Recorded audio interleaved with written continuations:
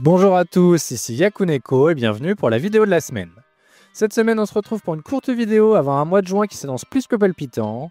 À partir de la semaine prochaine, on aura le droit à 4 nouveautés dans le Jump, et qui dit nouveauté dit arrêt de série, et ça commence dès cette semaine. On va enfin avoir le droit à du renouveau. Et sur ce, je vous souhaite une très bonne vidéo.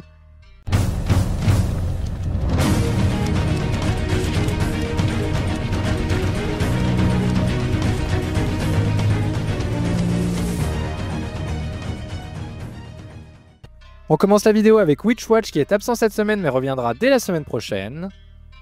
Encore 3 semaines d'attente pour Heart of the Flame avant son entrée dans le classement. Il continue de bien performer sur Manga Plus avec 73 000 lectures pour son dernier chapitre. Nice Prison devrait quant à lui intégrer le classement dès la semaine prochaine. Il performe toujours aussi peu sur Manga Plus avec 9 000 lectures. On enchaîne avec les pages couleurs et c'est Ultimate Exorcist Kyoshi qui fait la couverture du magazine cette semaine pour fêter ses 1 an. Malgré les ventes très décevantes, il semble soutenu par les éditeurs avec de nombreuses mises en avant. Et voici la lead color qui l'accompagne. Je suis assez fan du style graphique du manga qui change un petit peu je trouve. Mien Roboko obtient également une page couleur, il est lui aussi beaucoup mis en avant cette année, c'est déjà la 5e fois. Et pour finir, on a le droit à cette très sympathique page couleur pour Kemono Kuru, un one-shot de Tabigoro Kuji.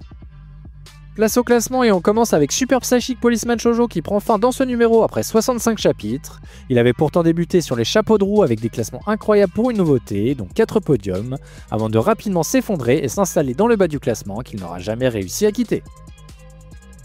On retrouve ensuite Ambers qui, grâce à Super Psychic Policeman Shoujo, échappe à la dernière place cette semaine. 4 nouveaux titres ont été annoncés, d'autres titres vont donc être annulés, Ambers en fera très certainement partie. Tout comme Star of Beethoven d'ailleurs, qui est de nouveau dans le trio de fin cette semaine. Seedcraft Love is the Mystery échappe de nouveau au trio de fin de très peu, à voir s'il sera arrêté également dans les prochaines semaines. Énorme chute pour The Elusive Samurai qui perd 8 places cette semaine, ses classements sont souvent très aléatoires. Petite chute pour Kill Blue également, il est 10ème cette semaine. Shinobi Undercover revient de page couleur à une 9ème place assez décevante. Son dernier tome est sorti ce mois-ci, j'ai hâte de voir les informations sur ses ventes. News Exorcist retombe à la 8ème place après être passé 3 semaines sur le podium. Imaten réintègre le classement à une plutôt bonne 7ème place, c'est au-dessus de sa moyenne en tout cas. Akane Banashi conserve sa 6ème place de la semaine dernière, c'est plutôt décevant au vu de son début d'année. Même chose pour Sakamoto Days qui conserve son assez décevante 5ème place cette semaine. On verra ce qu'il en est au niveau des ventes ce mois-ci. Kagura Bashi quant à lui s'en sort un peu mieux avec 3 places de gagné qui le hisse jusqu'à la 4ème place.